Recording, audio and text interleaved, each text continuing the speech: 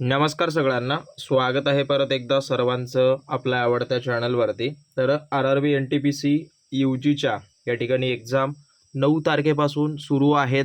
बऱ्याच जणांना hall ticket वगैरे आलेलं असेल, मेलबॉक्स वगैरे एकदा चेक करा, त्याच्यामध्ये आलेलं असेल लिंक वगैरे हॉल तिकीटसाठी. तर खूप साऱ्या विद्यार्थ्यांचं म्हणणं असं होतं, या परीक्षेमध्ये नेमकं कशा पद्धतीचे प्रश्न येतात किंवा एक पद्धतीनं 2025मध्ये असे काही आलेले रिपीट झालेले प्रश्न आहेत जे की याही वर्षी तुम्हाला उपयोगी पडतील. त्यामुळं त्या पद्धतीचे प्रश्न आजच्या या व्हिडिओत आपण कव्हर करणार आहोत. त्या अगोदर नवीन असाल सगळ्यांनी चॅनलला सबस्क्राईब करून घ्या. आणि अजून एक सांगतो, RRB NTPC UGची जी 2025ला एक्झाम झाली, तर त्या 2025मध्ये आमच्या ज्या काही सराव पेपर्स होत्या, 8 सराव पेपर, तर त्या सराव पेपरमधून ॲज इट इज प्रत्येक शिफ्टला गणित आणि बुद्धिमत्ता आणि GKचे असे मिळून 30 ते 40 प्लस प्रश्न या ठिकाणी या सराव पेपरमधून आलेले आहेत. थोडंफार अंक वगैरे चेंज झाले समजा गणित आणि बुद्धिमत्तेमध्ये, बट पॅटर्न जो होता त्या पद्धतीचे आलेले आहेत. सो हे 8 सराव पेपर सोडवा या शेवटच्या कालावधीमध्ये. ते 8 सराव पेपर माझ्याकडून हस्तगत करून घ्या. त्यांची काही स्पेसिफिक फी आहे जी तुम्हाला परवडेल अशी आहे. हा माझा नंबर आहे 7620174396. सो ते एक इंटिमेशन आहे सगळ्यात महत्त्वाचं. सो ज्यांना कुणाला हवे असतील लवकरात लवकर सोडून घ्या. परत पहिला प्रश्न काय म्हणतो की जॉन डॉल्टन यांनी आपला अणुसिद्धांत कधी प्रकाशित केला? तर त्यांनी जे आहे ते 1808मध्ये हा अणुसिद्धांत वगैरे प्रकाशित केला. त्यांनी सांगितलेलं होतं की जे काही द्रव असतात, ओके, तर ते सर्व द्रव अणूंनी बनलेले असतात, ओके, आणि अणु हा अविभाज्य घटक वगैरे आहे, अशा पद्धतीनं त्यांनी सांगितलेलं होतं. परत बघायला गेलं तर हे जे काही प्रश्न आहेत हे सर्व 2025मध्ये विचारलेले प्रिव्हियस इयरचे क्वेश्चन आहेत. त्यामुळं या पद्धतीच्या प्रश्नांची तयारी वगैरे करा. आणि परत सांगतोय, जे माझ्याकडे 8 सराव पेपर आहेत आणि बहुतेक यूट्यूबला 72 व्हिडिओ मी अपलोड केलेत. RRB NTPCमध्ये जे काही GKचे प्रश्न विचारलेत अगदी एक्सप्लेनेशन सहित त्या ठिकाणी प्रोव्हाइड केलेले आहेत. त्यामुळं सगळे भाग पाहून घ्या. जर भाग पाहण्याचा वेळ नसेल तर या 72 पैकी ऑलमोस्ट एक 52 भागांची PDF सुद्धा आहे. ती सुद्धा जर हवी असेल तर कॉन्टॅक्ट करून द्या, नो प्रॉब्लेम. ओके. परत मध्य प्रदेशातील बाग म्हटलंय, बाग लेण्यांमधील कला आणि वास्तुकला शैली कोणत्या धर्माशी संबंधित वगैरे आहे? तर मध्य प्रदेशातली जी काही बाग लेण्यातली कला आणि वास्तुकला जी आहे ती स्पेशली करून बौद्ध धर्माशी निगडीत आहे, किंवा त्यातल्या ज्या काही वास्तू आहेत, कला आहेत, या आपल्या महाराष्ट्रातील, ओके, महाराष्ट्रातील ज्या वेरूळ, ओके, वेरूळ आणि अजिंठा वगैरे ज्या लेण्या आहेत यांच्याशी संबंधित वगैरे आहेत. ओके. सो थोडंसं लक्षात ठेवा. आणि याच्यामध्ये बघायला गेलं तर बाग लेण्या स्पेशली करून काय, इथं 9 लेण्यांचा समूह वगैरे आहे, तर हाही त्याच्यामध्ये एक ॲड करा. परत बघायला गेलं तर हिंदू धर्म याच्या अजिंठा आणि वेरूळमध्ये एलोरा नावाच्या ज्या काही केव्ज आहेत ना, तर त्या ठिकाणी हिंदू धर्माशी संबंध असलेल्या लेण्या आहेत. परत बघायला गेलं तर जैन धर्म, तर जैन धर्माशी संबंधित असलेल्या ज्या काही लेण्या आहेत त्या लेण्या म्हणजे कुठल्या? जे उदयगिरी नावाची लेणी आहे, ओके, उदयगिरी आणि खंडगिरी, ओके. तर थोडंसं लक्षात ठेवा, या ज्या 2 लेण्या आहेत, तर येथील ज्या काही लेण्या आहेत त्या या जैन धर्माशी निगडीत आहेत. या आहेत ओडिसा या राज्यात, ओके, ओडिसा. तर हे सर्व नोट डाऊन करून घ्या. परत तिसरा प्रश्न काय म्हणतो, हा सगळ्यात महत्त्वाचेच आहे ते, की 18व्या शतकात सिरोजुद्दौला, मीर जाफर आणि मीर कासिम यांनी भारताच्या कोणत्या राज्यावर राज्य केलेलं होतं? तर त्यांनी जे आहे ते जे बंगाल आहे, तर या राज्यावर या तिघांनी 18व्या शतकात, ओके, हे राज्य वगैरे केलेलं होतं. तर बघायला गेलं तर हे थोडंसं लिहून घ्या. जसं की सिरोजुद्दौलाचा जो काही सहसंबंध आहे तो कुठे येतो? तर लक्ष ठेवा, याचा जो पराभव आहे 1757मध्ये जी प्लासीची लढाई झालेली आहे, तर त्या प्लासीच्या लढाईत, ओके, हा पराभव झालेला होता. लढाईत पराभव कोणी केला? इंग्रजांनी केला. ओके, हे थोडंसं लक्षात ठेवा. बाकी बघायला गेलं तर मीर मीर जाफर हा जो आहे तो याच सिरोजुद्दौलाचा काय होता, सेनापती होता. ओके, आणि हा सेनापती होता. यानं काय केलं, इंग्रजांशी हात वगैरे मिळवला आणि इंग्रजांशी हात मिळवून या सिरोजुद्दौलाचा पराभव केला आणि त्याच्यानंतर हा बंगालचा नवाब वगैरे बनला. ओके, तर हे थोडंसं लक्षात ठेवा. बाकी मीर कासिमच्या बाबतीत अजून एक माहिती तुम्हाला सांगतो की मीर कासिमचा सहसंबंध कुठे येतो, तर 1764 मध्ये जे बक्सारची लढाई झाली बघा, बक्सारची लढाई ही मीर कासिम आणि इंग्रज या दोघांमध्ये झाली. त्याच्यामध्ये याचा पराभव वगैरे झाला. तर हे सर्व नोट डाऊन वगैरे करून घ्या. ओके, परत बघायला गेलं तर याच्यामध्ये काय विचारलं की कोणते असे कलम आहे जे राष्ट्रपतींना क्षमादानाचा अधिकार वगैरे प्रदान करतं. म्हणजे एखादा क्रिमिनल आहे, जर त्याला फाशीची वगैरे सजा मिळाली तर कलम 72 नुसार राष्ट्रपतींना एक पद्धतीनं अधिकार देण्यात आलेले आहेत की बाबा त्याची जी फाशी आहे ती थांबवावी, ती माफ वगैरे करावी. या पद्धतीनं त्यांना त्या ठिकाणी अधिकार देण्यात आलेले आहेत. ओके, तर या पद्धतीचे अधिकार वगैरे आहेत. ते शिक्षा कमी करू शकतात अथवा शिक्षा वाढू शकतात किंवा एक पद्धतीनं पूर्णपणे माफसुद्धा करू शकतात. ओके, हा, हे दोन त्यांच्याशी सहसंबंध वगैरे आहे. परत बघायला गेलं तर जे कलम 76 आहे ते भारताचे जे आपले महान्यायवादी आहेत ना, तर यांच्याशी निगडीत असलेला हा कलम आहे. तर हाही थोडंसं लक्षात ठेवा. परत बघायला गेलं तर कलम 74 काय म्हणतो की जे मंत्रिमंडळ असेल, संसद म्हणा, तर त्या मंत्रिमंडळाची रचना किंवा एक पद्धतीनं स्थापनेशी निगडीत हा कलम आहे. म्हणजेच कसं, राष्ट्रपतींना सल्ला देण्यासाठी मंत्रिमंडळ असावं या पद्धतीची तरतूद या कलमामध्ये आहे. परत बघायला गेलं तर पंतप्रधानांची जी काही नेमणूक आहे, ओके, नेमणूक त्यासोबत त्यांच्या ज्या काही जबाबदाऱ्या वगैरे आहेत त्या कलम 75 मध्ये सांगण्यात आलेल्या आहेत. तर हे काही थोडंसं माहिती वगैरे असू द्या. आणि अजून एक सांगतो, सबस्क्राईब वगैरे केलं नसेल तर लगेच करून घेत जा.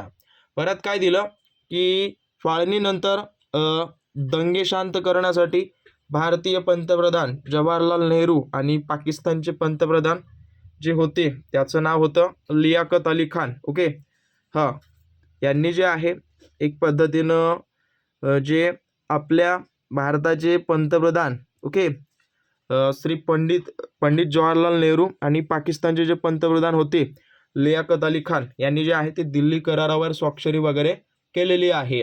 तर हे थोडंसं लक्षात ठेवा. हा करार वगैरे कधी झाला असा जरी प्रश्न आला, दिल्ली करार, तर दिल्ली करार ज्या ज्या वेळेला तुम्हाला लक्षात येईल हा असेल 8 एप्रिल. ओके, हां, 8 एप्रिल ऑलमोस्ट 1950 मध्ये हा करार झालेला आहे.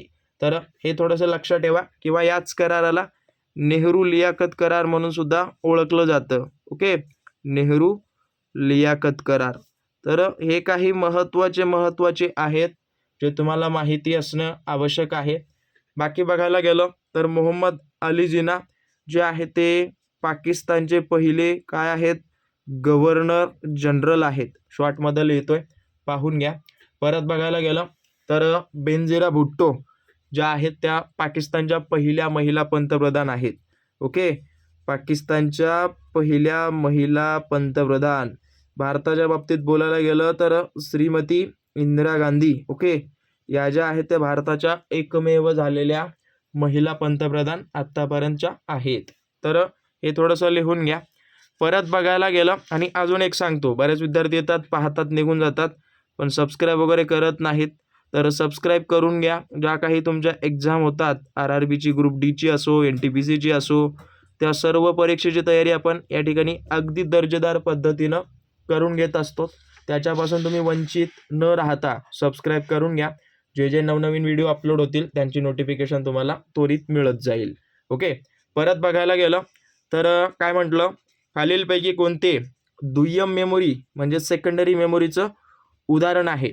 तर बघायला गेलं, लक्षात ठेवा, जी काही हार्ड डिस्क असते ना, तर ती जी आहे ती सेकंडरी मेमोरी असते. हार्ड डिस्क म्हणजेच काय, एक पद्धतीनं नॉन व्हॉलेटाईल मेमोरी. ओके, म्हणजेच जर वीज पुरवठा बंद झाला तर यातलं जे डेटा आहे ते पुसत नाही. लक्षात ठेवा, यातलं जे डेटा आहे ते काय केलं जातं, स्टोअर केलं जातं.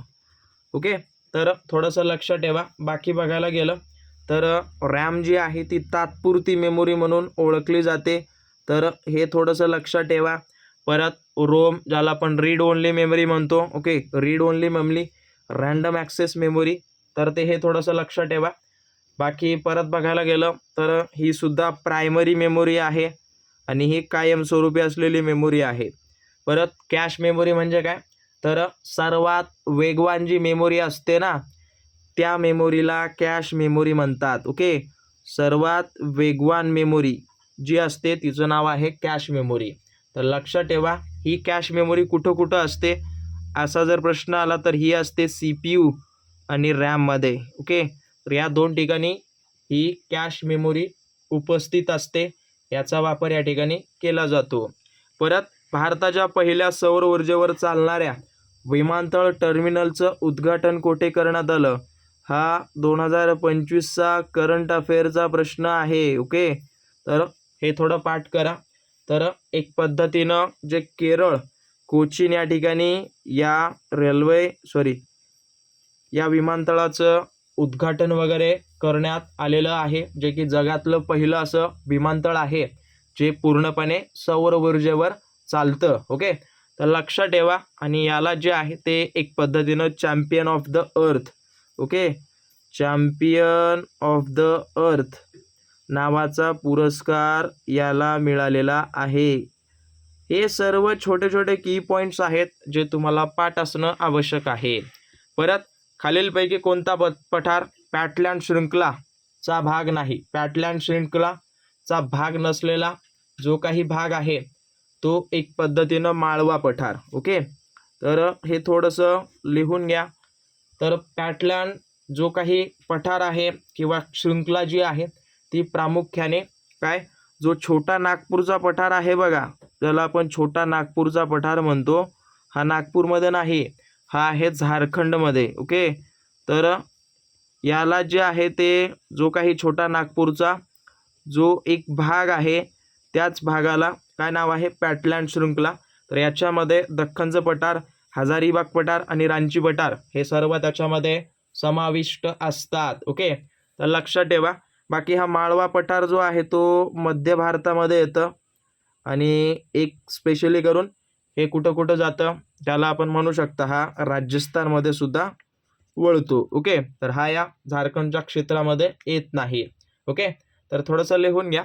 परत बघायला गेलं तर विविध घटनात्मक पदांसाठी शपथ आणि प्रतिज्ञा पदाची किंवा प्रतिज्ञांचे नमुने कोणत्या अनुसूचित समाविष्ट किंवा निर्देशित आहेत.